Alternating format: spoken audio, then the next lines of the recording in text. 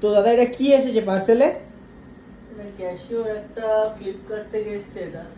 এবং টেপ মারা কেন আমি জানি না। এদিকে খুলে দিই।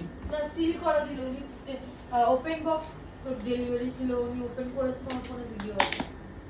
আচ্ছা ভিডিও আছে, দেখি কি আছে এটা।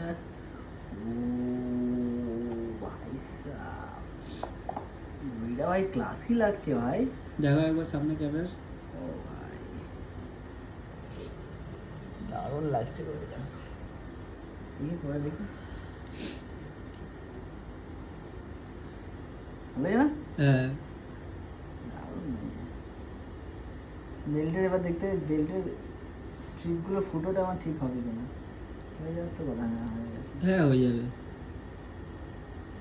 এই এই স্ট্রিপ বেশি দিন টিকবে না, এখন নতুন কিনতেই হবে। না এখন যতদিন চলে চলুক।